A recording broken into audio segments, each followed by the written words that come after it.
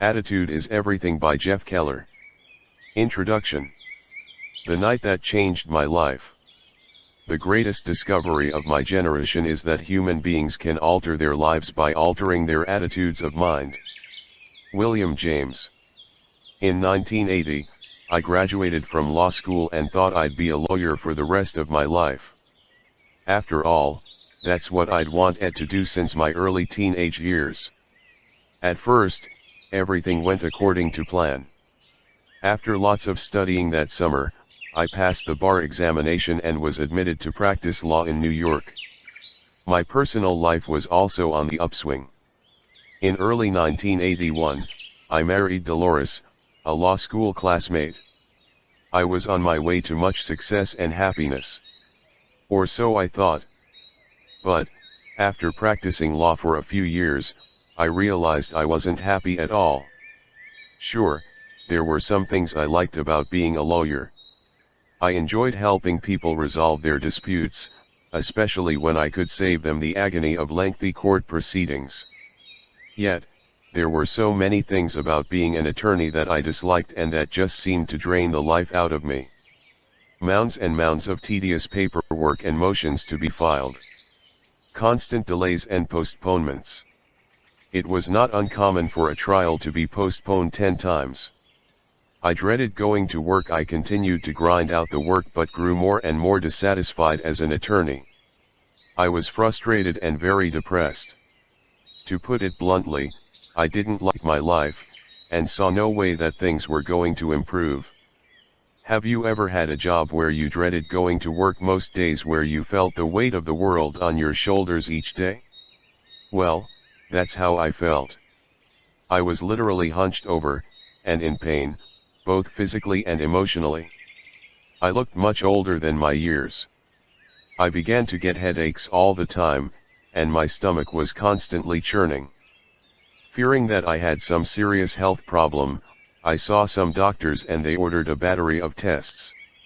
Every test came back with the same result: they couldn't find anything physically wrong with me. One of the doctors suggested that I take Maalox to calm my upset stomach.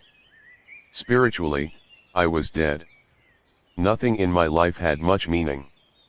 This day-to-day drudgery was also affecting my appearance. Although I was in my late 20s, I looked like I was 40. In the early part of 1985, shortly after I had turned 30 years old, I was burned out. And, one particular evening, while sitting alone in my den, I knew that something had to change. Not knowing what to do, I simply said out loud, "There's got to be more to my life than this, there's got to be more than this misery and unhappiness." Help comes from an unlikely source. Later that night, I was watching TV in the den. It was around 1 a.m., and my wife, Dolores, had already gone to bed. But I was feeling so down I couldn't sleep. I channel surfed looking for something to occupy my time. I tuned into, of all things, an infomercial. Normally, I would have changed that channel in a fraction of a second, but for some reason, I listened. The product being peddled was called the Mental Bank and was endorsed by actress. "You are not what you think you are, but what you think you are." Dr. Norman Vincent Peale, Florence Henderson of Brady Bunch fame. The Mental Bank was a home study course that explained how everything we achieve in life is based upon our subconscious beliefs. I felt so desperate at that point that I decided to go for it. I pulled out my credit card and ordered the program. That night in my den was the turning point of my life. By the way, when I sheepishly told Dolores what I had done a day or two later, she was shocked. "You did what?" she asked in amazement. It's not that she objected to the purchase, it was just so out of character for me to buy something like that on impulse, and worse yet, from a TV infomercial. Several days later, the Mental Bank program arrived at my doorstep. And I was fascinated and excited to begin learning how our thoughts determine the quality of our lives. Prior to that time, I had never heard these ideas. Unfortunately, they don't teach you this stuff in school. The mental bank program spurred me to seek out other motivational resources. I began to read books by Napoleon Hill, Og Mandino, Norman Vincent Peale and Robert Schuller. I started reading the Bible on a regular basis. And I eagerly listened to inspiring audio cassette programs by Zig Ziglar, Earl Nightingale, and many others. I felt like a person who had wandered for days in the desert with a parched throat, and then suddenly found a stream of water. Now, I can't tell you that everything in my life changed overnight, because it didn't happen that way. But, from the moment I began to change from a negative attitude to a positive attitude, I started to get significant results. I felt better. I had more energy. And I started to achieve goals that I would never have accomplished before, all because of a change in my attitude. I'm also happy to report that when people now ask how old I am, and I say 44, they invariably reply, "You look so much younger." It's all in the attitude.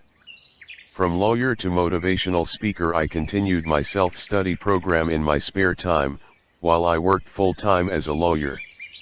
The positive thinking was helping my attitude at work, but I felt a passion for my hobby that I never felt for my work, and I dreamed about the day I could walk away from my job. In 1989, after 4 years of intensive research about attitude and motivational concepts, I agreed to present some adult education seminars in the Never Underestimate Your Power to Change Yourself. H. Jackson Brown, Jr. Evenings at a local high school. I was to be paid $30 for each 2-hour class. Not the kind of money that lets you quit your day job. As I stood in front of the class to start my first seminar, I was petrified. My heart was pounding and I was sweating. But somehow I managed to muster the courage to just do it. The students loved the class, and I got a real adrenaline rush from presenting the material that had revolutionized my own life, and that had the power to do the same for others. I was on my way. Eventually, the speaking fees grew a little larger, and in 1990, I decided to phase out my law career over the next few years. This wasn't a simple decision. I had gone to 4 years of college and 3 years of law school to obtain my law degree. On top of that, I had spent 10 years of my life as a practicing lawyer. When you have that much invested in a career, it's not so easy to walk away. Then, of course, there was the money issue. As a lawyer, I was on track to earn $100,000 in a few years, and I'd be earning that much and more for the rest of my professional career. Taking a stand. Although I was earning a little more income from my new hobby, I realized that I'd have start-up expenses in launching my new enterprise. Fortunately, Dolores and I had saved some money over the years. To supplement my income, I began to a positive attitude is a person's passport to a better tomorrow. Unknown sell a line of merchandise with my unique attitude is everything logo. But there was no way to avoid it. I'd have to take a huge financial step backward to start my new business, at least in the beginning. And yet, it was time to move on. I felt as if I was being pulled out of the legal profession and into my new career. Whenever I spoke to an audience or wrote a motivational essay, I was so invigorated and full of life. I knew that's where I belonged. So, I made a gradual transition, working 4 days a week as a lawyer, then 3 days a week, and then 2 days a week, until, in 1992, I began working full-time as a motivational speaker and writer. Trust me, my mother wasn't thrilled when I told her that I was giving up the practice of law to speak about attitude. After all, it doesn't carry the prestige of saying my son is a lawyer. But these are issues you have to deal with when you take a stand in life. You have to face the fact that some people will disapprove of your decision. I also learned that you often have to let go of some things in your life and take a few steps backward before you can move forward in a new direction. Part of the price I had to pay was giving up the money, prestige, and security of my legal career. By the way, as it turned out, my mother became very supportive of my new career, especially when she saw that I was making progress and that I really enjoyed my work. Why am I telling you all this about my career transition? It's not to impress you with what I've done. Believe me, I've made plenty of blunders and mistakes along the way. I'm sharing my story because I want you to know how drastically my life changed and how much better it got when I made a change in my attitude. Proof positive that, indeed, attitude is everything. Think, act and talk with enthusiasm and you'll attract positive results. Michael LaBeouf. How you'll benefit from this book. Some final thoughts before we launch right into this material. This book can help you, no matter how positive or negative you are right now. If you're negative, don't despair. You can use these concepts to develop and maintain a positive attitude, and to achieve incredible breakthroughs in your life. If you're already a positive person, you can use these principles to soar to even greater heights of success and fulfillment. I've spent more than 14 years researching why it is that some people succeed while others achieve disappointing results. During that time, I've read a few hundred books and thousands of magazine articles on attitude and success. I've listened to more than 2,000 hours of audio cassette programs. In addition, I've interviewed countless high achievers to learn their success secrets. More importantly, I have personally applied each and every success strategy that is described in this book. So, I know from first-hand experience that these ideas work and that they have the power to literally transform your life. Please don't misunderstand me. I don't claim to be a know-it-all on these subjects. Far from it.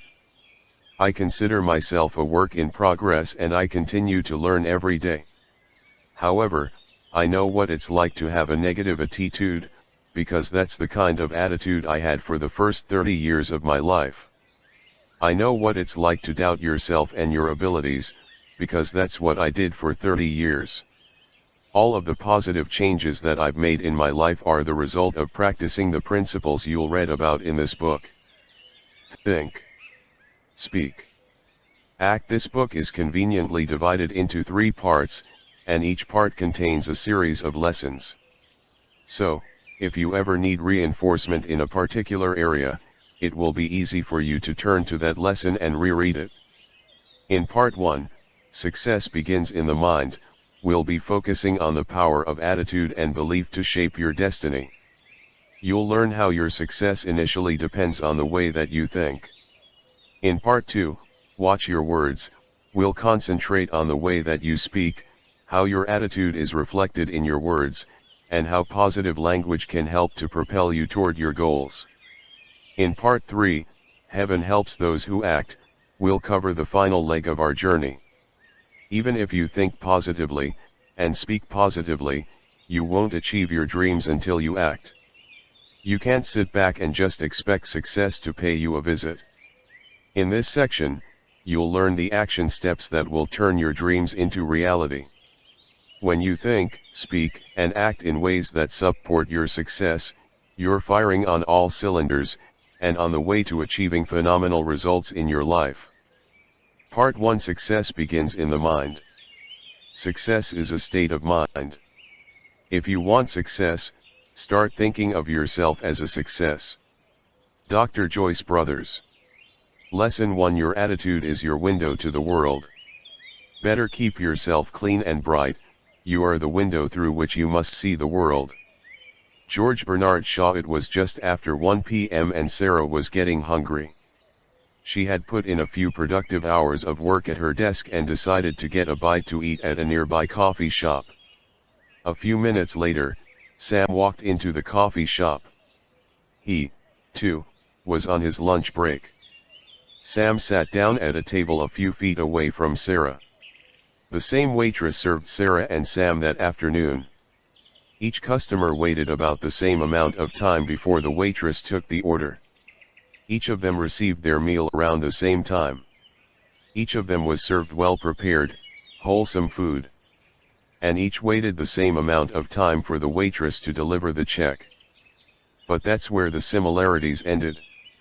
Sarah had walked into the coffee shop with a smile, a spring in her step and a very POS. Attitudes are a secret power working 24 hours a day, for good or bad.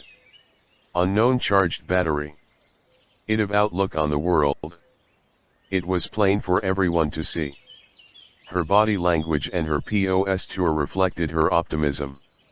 Sarah had a delightful lunch, exchanged some pleasant conversation with the waitress, and went back to work with Sam, on the other hand, had entered the coffee shop with a scowl on his face. He looked like he'd been sucking on sour pickles all morning. He was hunched over and tense. His body language cried out, "Stay away from me." He was annoyed when the waitress didn't take his order immediately. He was annoyed at how long it took for his meal to arrive. He complained about the food, and was furious when he didn't get his check right away. Why did Sarah and Sam have such different experiences in the coffee shop? Remember that each was treated in exactly the same way. It comes down to this: Sarah sees the world with a positive attitude. Sam sees the world with a negative attitude. A definition of attitude: think of your attitude as the mental filter through which you experience the world. Some people see the world through the filter of optimism, the glass being half full, while others see life through a filter of pessimism, the glass being half empty. Let me give you some examples to explain the difference between a positive attitude and a negative attitude. The person with the negative attitude thinks I can't. The person with the positive attitude thinks I can. The person with the negative attitude dwells on problems. The person with the positive attitude concentrates on solutions. The person with the negative attitude finds fault with others. The person with the positive attitude looks for the good in others. The person with the negative attitude focuses on what's missing. The person with the positive attitude counts his or her blessings. The person with the negative attitude sees limitations. The person with the positive attitude sees possibilities. I could go on and on with examples, but I'm sure you get the idea. When I talk to audiences about attitude, I often like to use word pictures. They help people to understand and remember what I said. Let me paint this picture for you. Your attitude is your window to the world. Everyone starts with a clean mental window. Let's take a few moments to discuss why I say that your attitude is your window to the world. We all start out in life with a good attitude, or, should I say, a clean mental window. Just watch young children. They're always laughing and giggling. They have a sunny disposition. They love to explore new things. You can't always control circumstances, but you can control your own thoughts. Charles Popplestone: consider the attitude of a child who's learning to walk. When he stumbles and falls down, what does he do? I'll tell you what he doesn't do. He doesn't frown or blame the carpet. He doesn't point fingers at his mother or father for giving him lousy instructions. He doesn't quit. Oh, no. He smiles, gets up again and makes another attempt. And another. He keeps going for weeks and weeks with a positive attitude until he gets it right. His window is squeaky clean, and he feels like he can conquer the world. But as you know, there comes a point where life starts throwing some dirt at our windows. And here's what happens: our windows get splattered by criticism from parents and teachers. Our windows get smudged by ridicule from peers. Our windows get smeared by rejection. Our windows get soiled by disappointments. Our windows get clouded by doubt. The problem is, the dirt keeps building up, and all too many people do nothing about it. They continue to go through life with a filthy window. They lose their enthusiasm. They get frustrated and depressed. And most tragically, they give up on their dreams, all because they failed to clean their attitude window. That's the road I was traveling down. I had a dirty window when I was an attorney. And the longer I stayed in that field, the filthier my window got. I saw no possibilities. How could I? My window was splattered with the mud of negativity. Wash your window. But then, by the grace of God, I learned that all I had to do was clean off my window. I had to improve my attitude so I could see the world clearly again. After I removed the grime from my window, a whole new world opened up for me. The frustration and depression lifted. I had more confidence.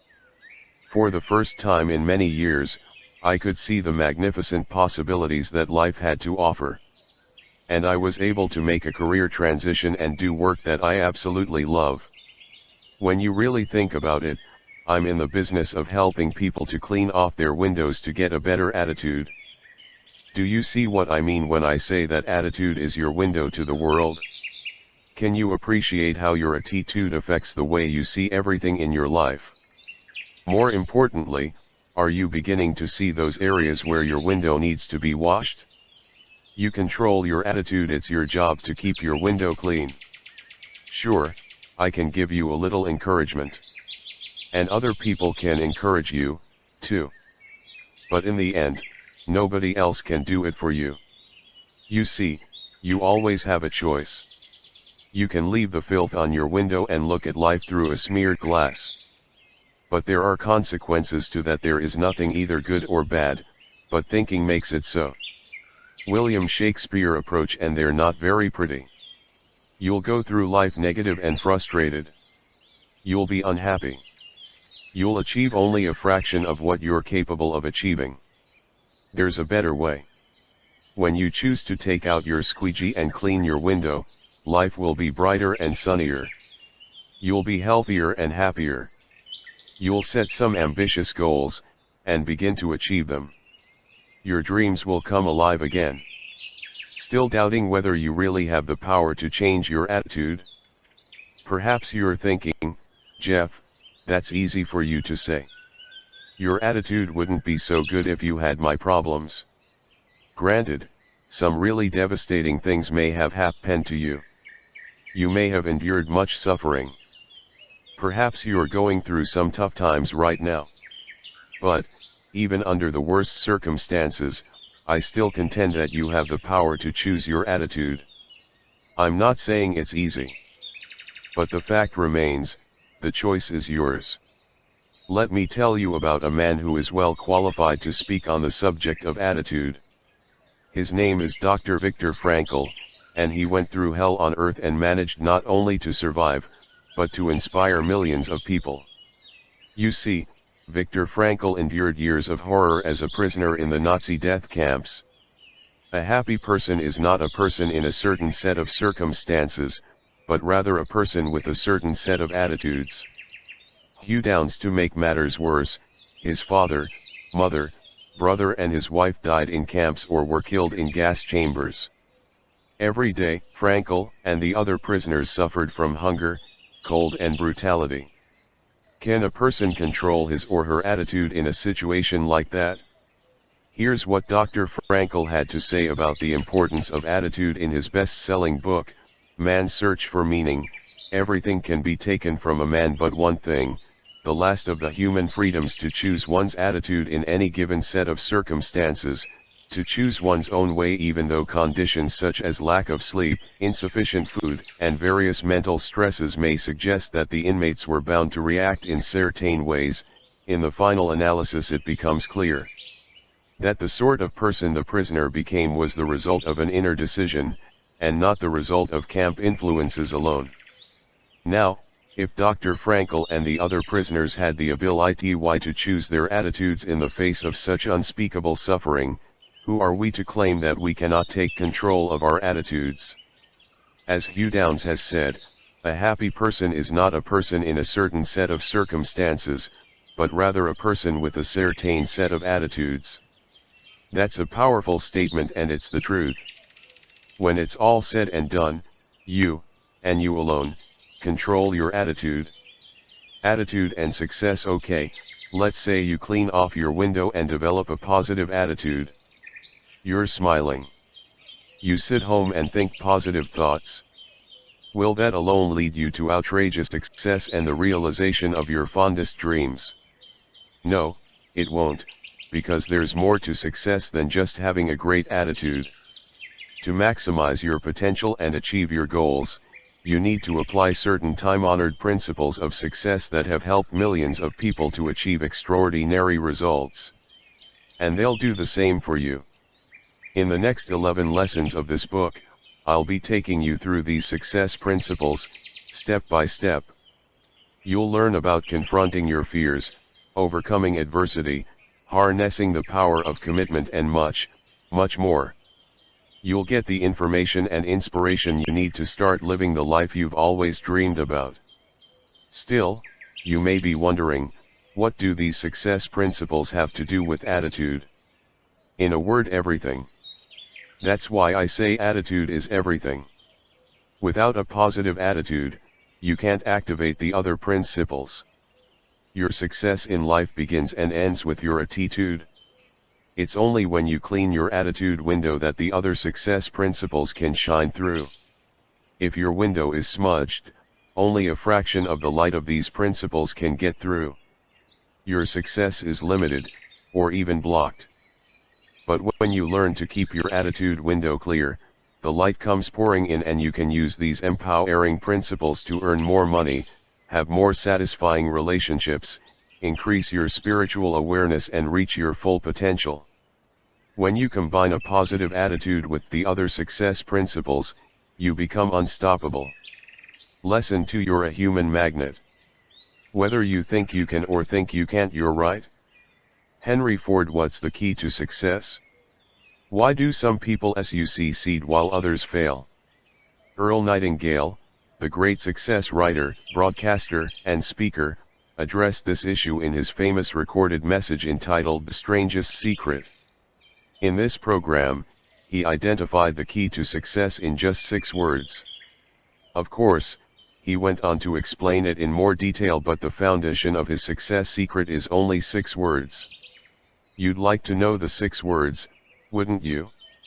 Well, before I tell you the key to success, you might be surprised to learn that the same 6 words are also the key to failure. Are you ready for the key to success? Here it is: we become what we think about. On a gut level, does that make sense to you? In his research on the subject, Nightingale found that all of the great writers, philosophers, and religious leaders have agreed that our thoughts determine our actions. Here are the observations of a few great thinkers on this very point. Napoleon Hill said, "What the mind can conceive and believe, the mind can achieve." Nurture your mind with great thoughts. Benjamin Disraeli. The Bible contains numerous references to thinking, including these: "According to your faith be it unto you." Matthew 9:29, "As a man thinketh in his heart, so is he." Proverbs 23:7, "If you can believe, all things are possible." Mark 9:23, Ralph Waldo Emerson put it this way: "A man is what he thinks about all day long."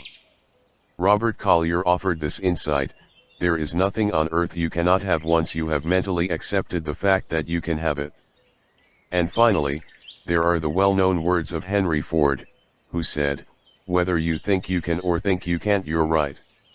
How this principle works: let's examine this concept a little further, that we become what we think about.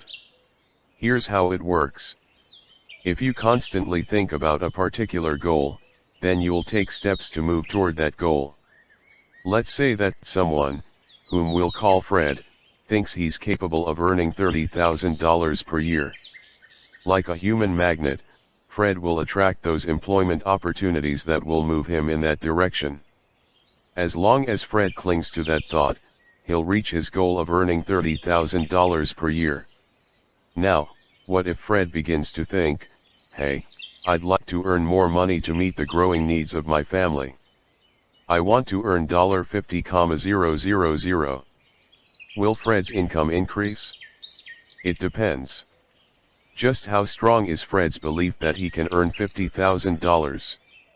It's quite possible that Fred would like to earn $50,000, but he doesn't believe that he's really capable of earning that amount. In that case, Fred will not reach his income goal of $50,000. If, on the other hand, Fred continually thinks about earning the higher income, and believes in his ability to achieve that goal, he will, in fact, increase his income to $50,000. As you might expect, this concept is not limited to monetary goals. Suppose you're shooting a round of 95 on the golf course right now.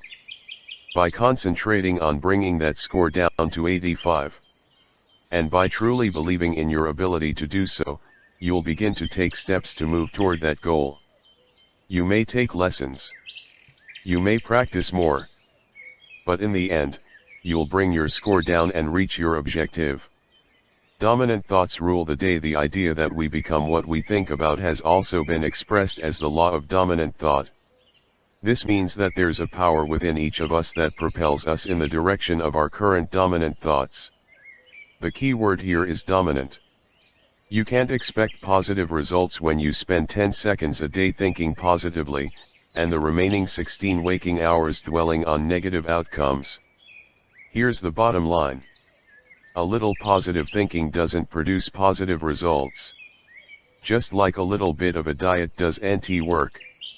It's like trying to lose weight by eating a healthy, low-calorie breakfast, and then pigging out on cake and ice cream for the rest of the day.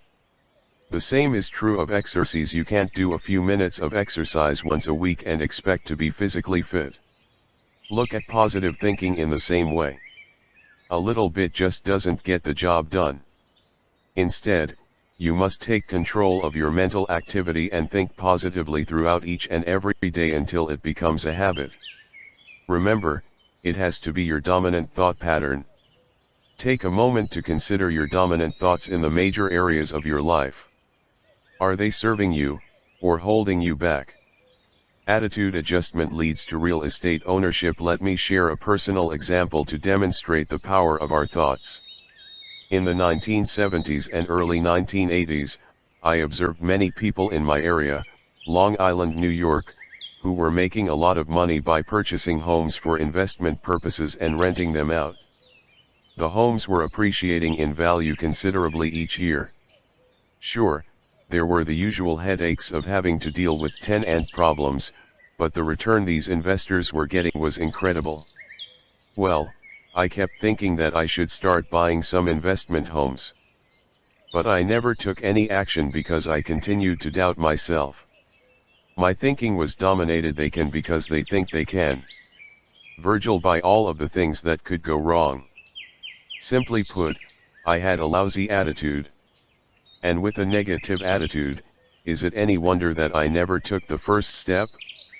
However, after I started reading books and listening to tapes on the power of attitude and belief, I decided to change my attitude about real estate investment. In the summer of 1986, I decided that before the end of that year I would purchase 2 investment homes. This time, I wasn't going to allow any negative thoughts to creep into my mind. For 6 months, I focused my thinking on one thing: owning 2 investment homes. I wrote down my goals several times each day and referred to them often. I believed, at the deepest level of my being, that I'd own 2 homes before the end of the year. In the evenings and on weekends, I went with real estate agents to look at homes. I personally visited about 100 homes and researched hundreds of others. In the fall of 1986, I purchased an investment property. What a great feeling of accomplishment to do something that I wouldn't allow myself to do before. But I still had work to do. And on December 29th, just 2 days before the end of the year, I reached my goal and bought the SEC-owned investment home. As I look back at why I was able to purchase the real estate in 1986, while I couldn't do it in the years before then, the answer is clear. In 1986, I believed that I could do it. I had an unshakable positive attitude that propelled me forward to reach my goal. This entire experience was tremendously valuable to me. In fact, it was priceless, because it taught me that you can achieve your goal when you believe in yourself and keep your thoughts focused on the positive. Attitude vs action. I've been talking a lot about thinking, and you might be wondering where action fits into this process. It's true that you don't get results without action, but recognize that thought precedes action. I always knew the actions that I'd have to take to buy those investment properties, contact realtors, visit properties, review newspaper listings and so on. But I never took the first step as long as I had a negative attitude. The instant I changed my attitude, I felt compelled to take action, and nothing was going to stop me. That's why a positive belief system is the starting point for the achievement of any goal.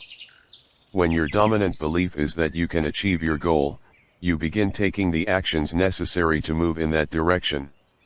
Your circumstances reflect what you've been thinking about. Face this fact: your beliefs brought you to where you are today, and your thinking from this point forward will take you to where you'll be in the future.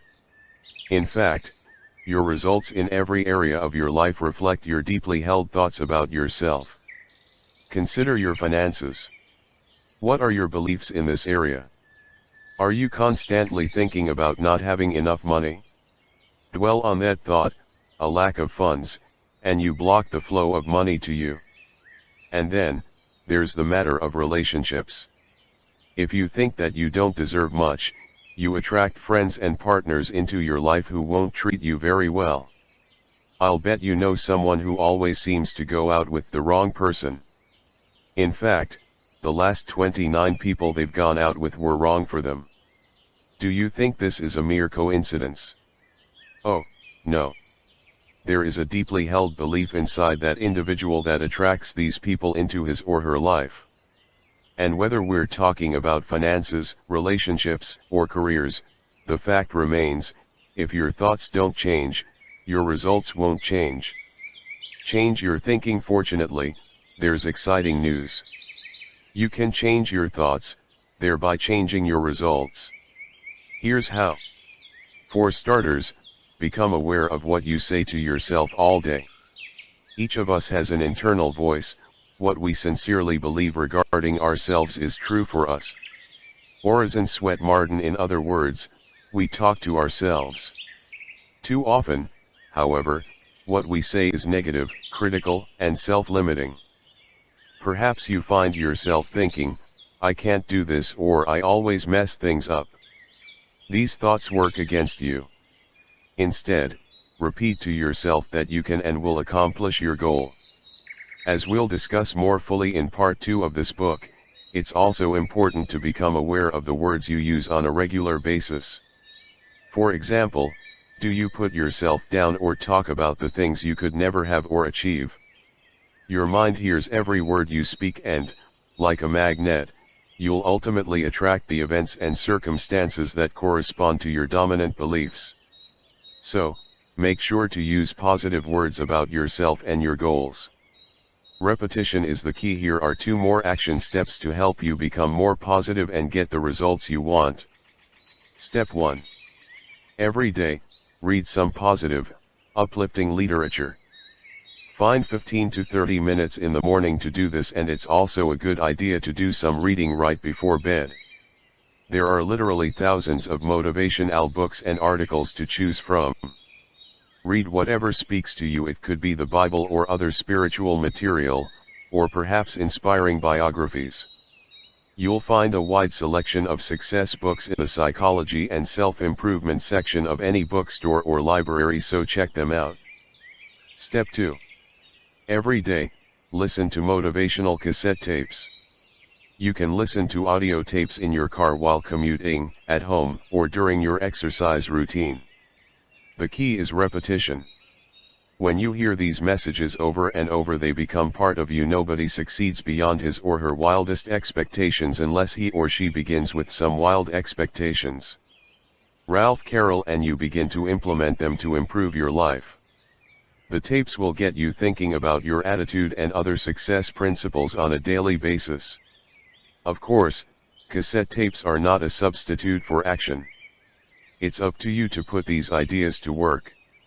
So, if you read something positive and listen to motivational cassette tapes every day, it will make a phenomenal difference in your life. I can tell you from personal experience that these techniques work if you have the discipline to stick with them.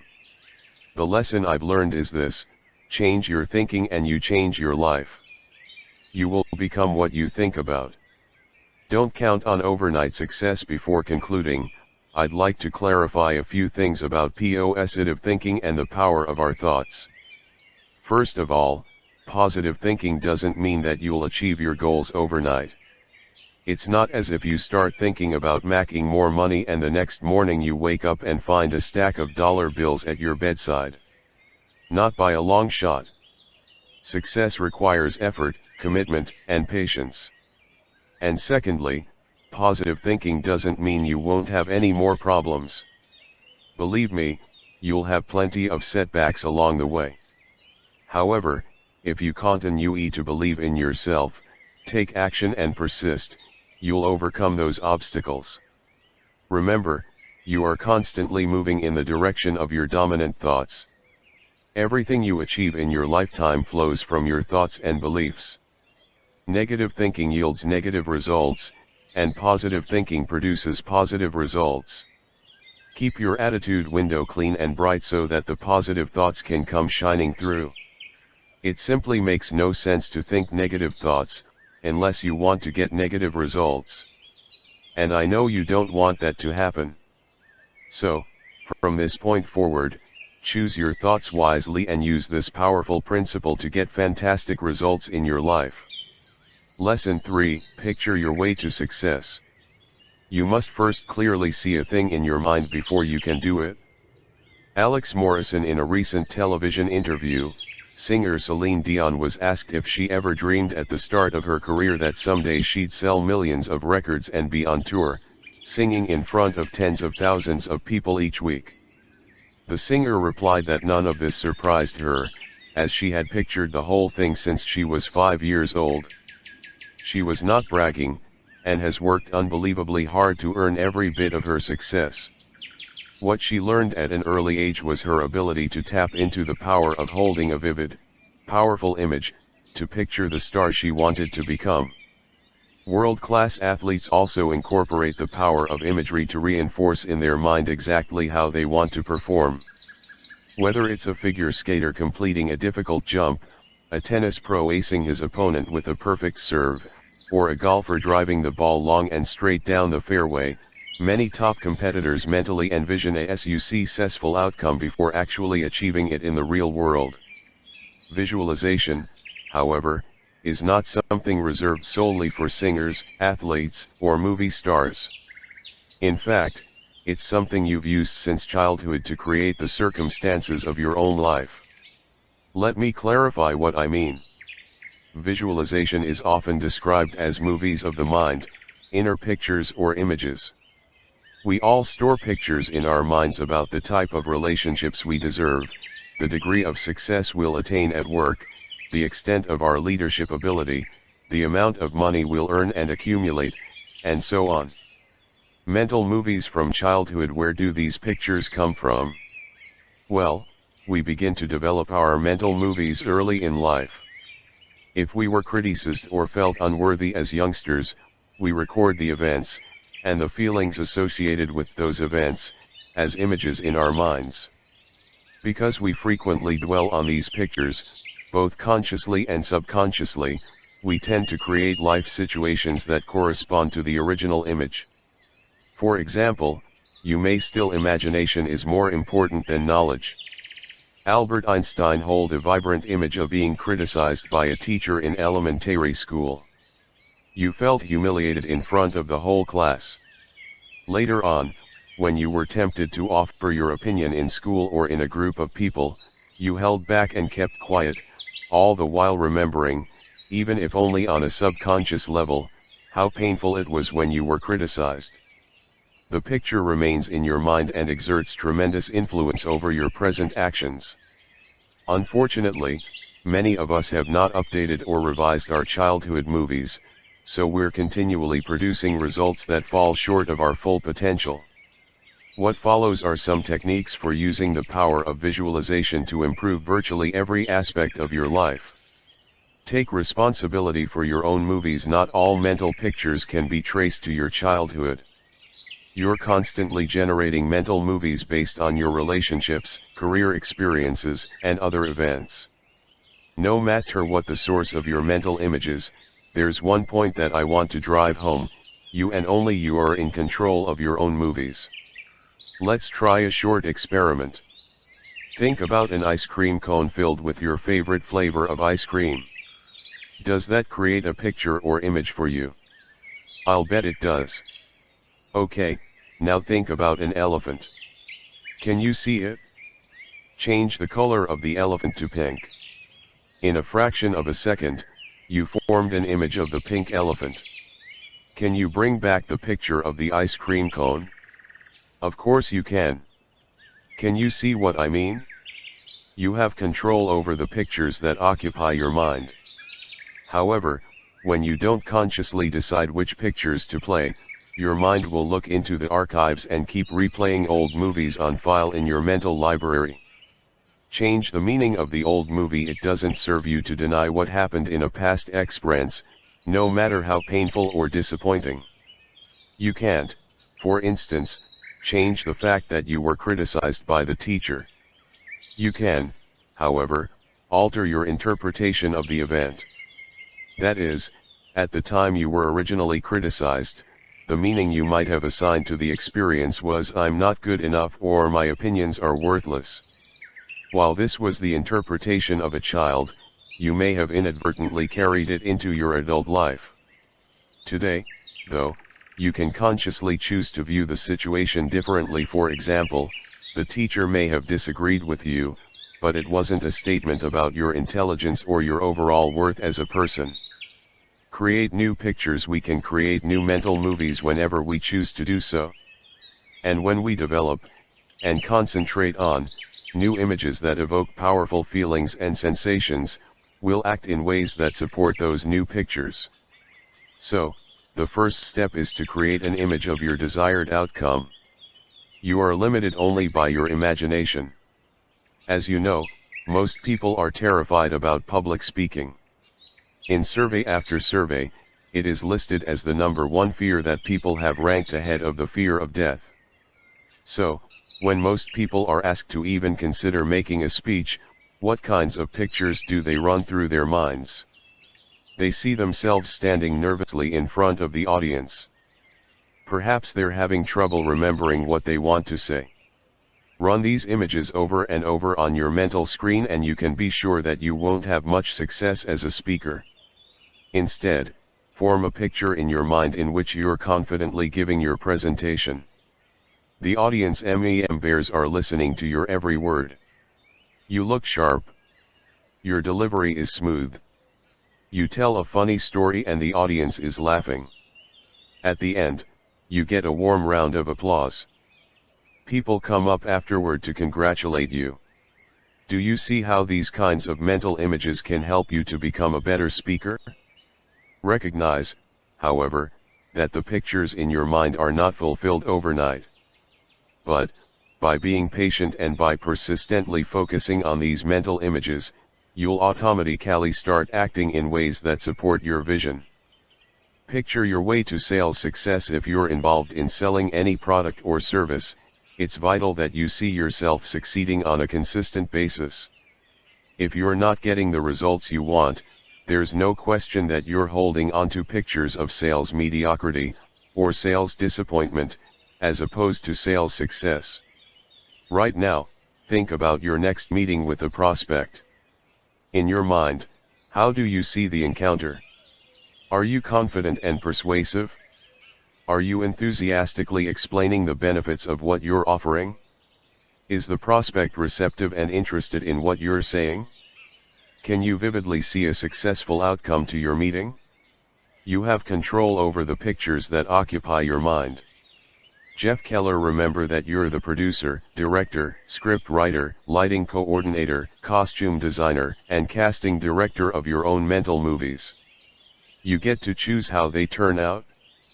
By mentally rehearsing and running successful outcomes through your mind, you're paving the way for success in your sales career. Of course, if you currently run images through your mind where the prospect rejects your ideas and has no interest in your presentation, you'll attain very limited success from your sales efforts. You'll attract those people and those situations that correspond to your negative images. Relax and involve your senses. What's the best method to use when concentrating on your new images? It's been proven that your mind is most receptive to visualization when you're calm and not thinking about a lot of things simultaneously. So, sit down in a comfortable chair at home, close your eyes and do some deep breathing exercises to clear your mind and relax your body. Now, develop images that involve as many senses as you can. The more sights, sounds, smells, tastes and touches you put in your pictures, the more powerful the pull for you to make your vision a reality. Here's an example. Let's say you've always dreamed of owning a beachfront house in the Caribbean. Picture the white and peach-colored house. See the green palm trees slowly swaying in the gentle breeze. Smell the salt air. Feel the warm sand between your toes. Feel the sunshine on your face. Isn't this paradise? And all this can be yours if you hold onto this image and do what it takes to achieve vision. Is the art of seeing things invisible to others. Jonathan Swift.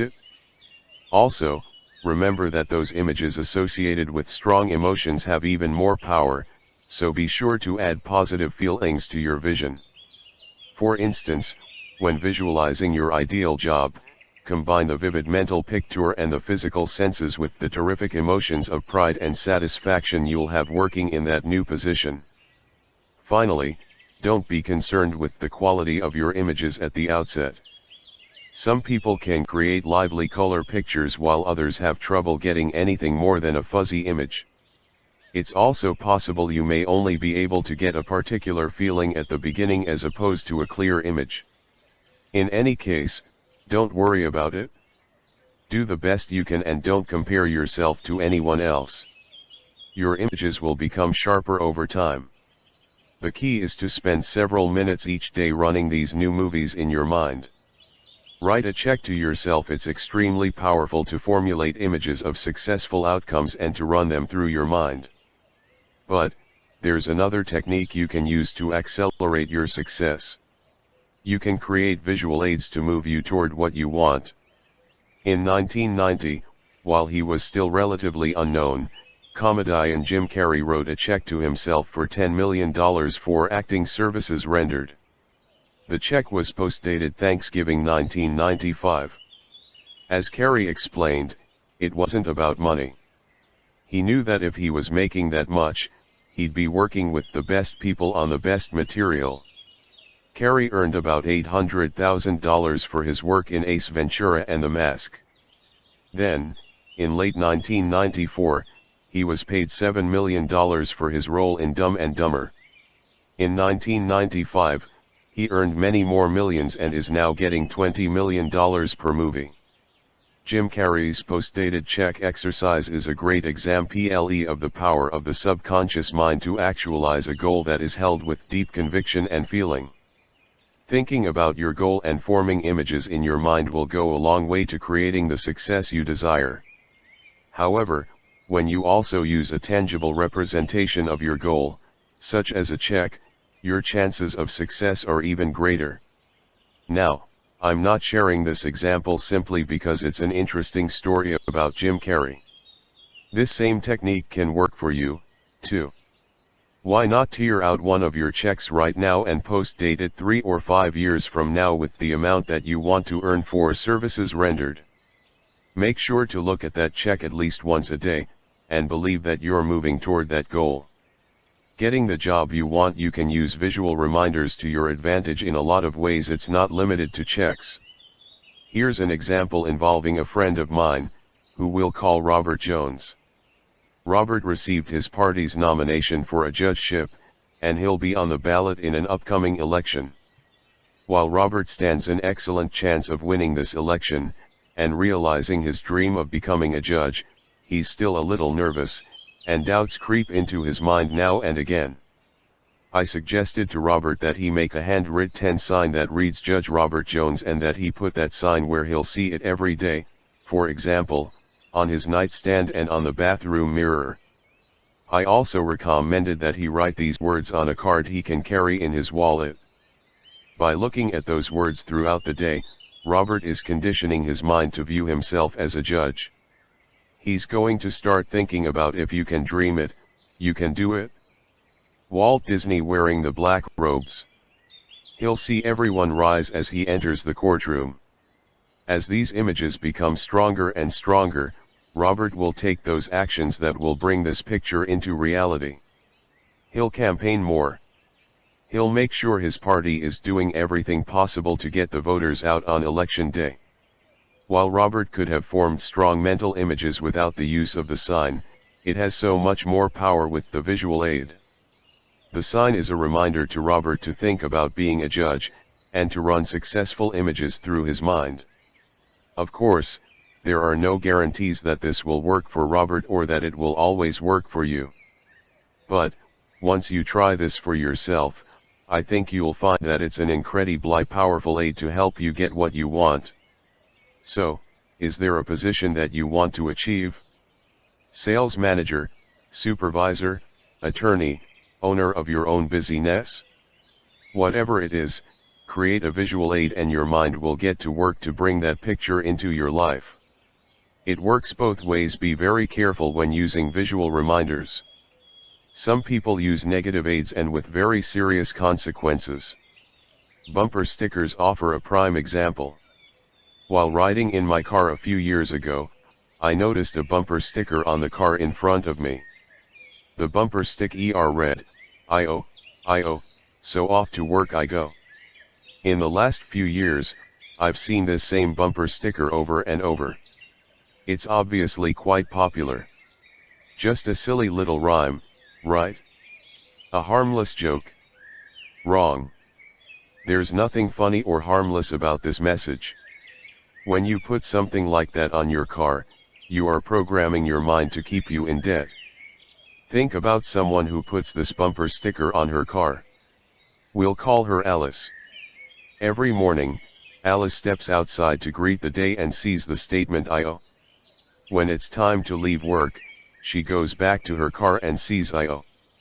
This idea will become embedded in her subconscious mind.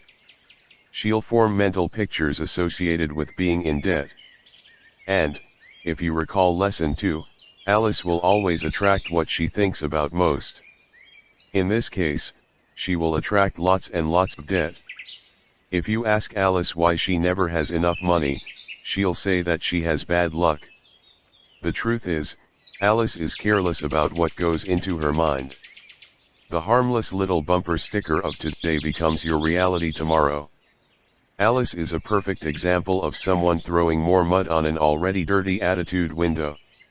If attitude is everything, then Alice's predominant attitude is "I'm a debtor." With an attitude like that, what do you think her future will bring? Prosperity, or more debt? We both know the answer to that question. Lights. Camera.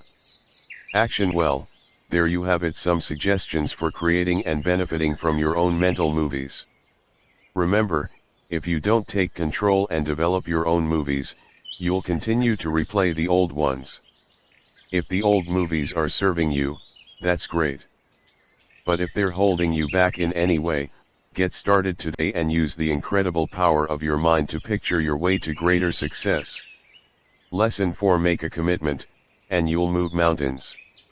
What this power is I cannot say, all I know is that it exists, and it becomes available only when a man is in that state of mind in which he knows exactly what he wants and is fully determined not to quit until he finds it. Alexander Graham Bell. I used to think I knew what commitment and persistence meant. Trying hard. Making a lot of attempts.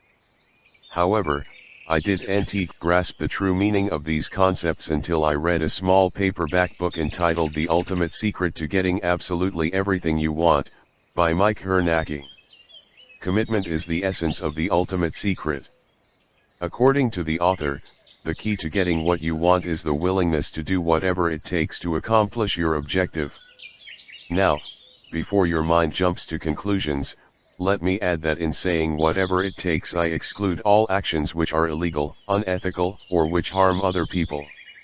So, exactly what do I mean by this willingness? It's a mental attitude that says, If it takes 5 steps to reach my goal, I'll take those 5 steps. If it takes 55 steps to reach my goal, I'll take those 55 steps. If it takes 155 steps to reach my goal, I'll take those 155 steps. Of course, at the outset, you usually won't know exactly how many steps will be required to reach your goal. This doesn't matter. To succeed, all that's necessary is that you make a commitment to do whatever it takes regardless of the number of steps involved. Where does persistence fit in? Persistent action follows commitment, that is, you first must be committed to something before you'll persist to achieve it. Once you've made a commitment to achieve your goal, then you'll follow through with relentless determination and action until you attain the desired result.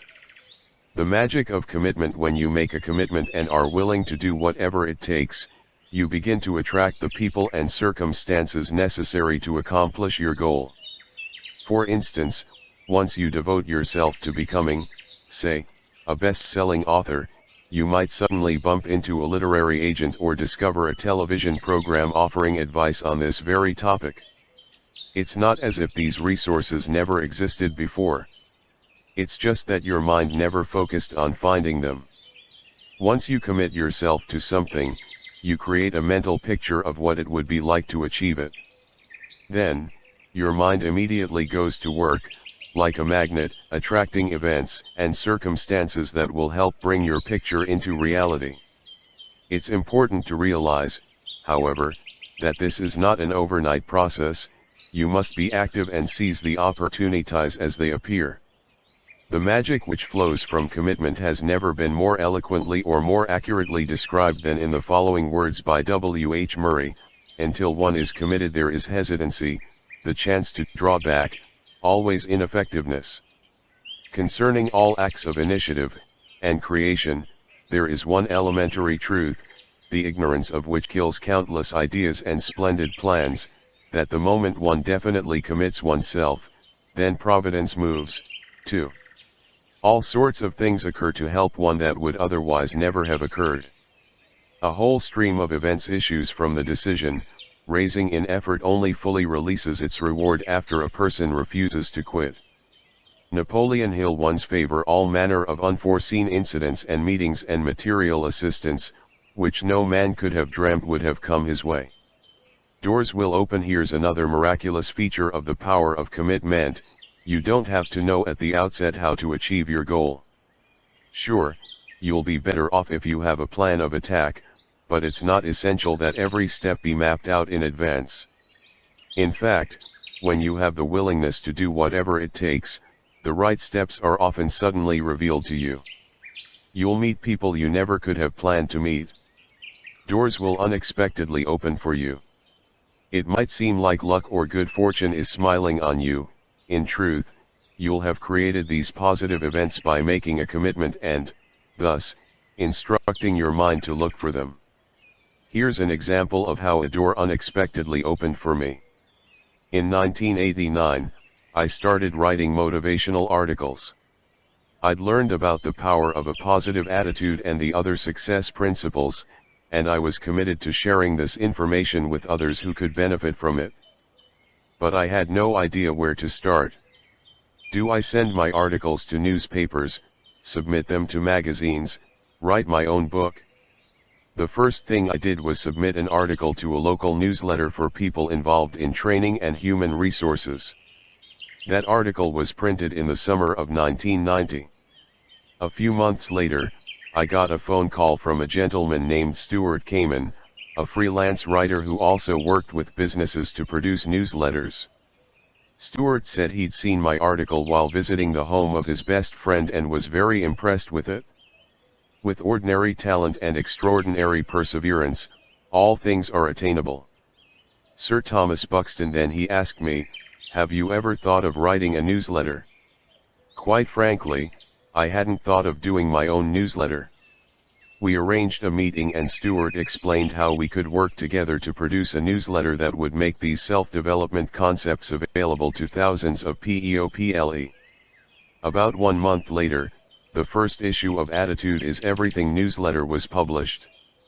And we've been going strong for more than 9 years and have reached hundreds of thousands of people with this life-changing information. How did it all happen? I was committed to sharing these principles with others. I had a positive attitude. I started writing.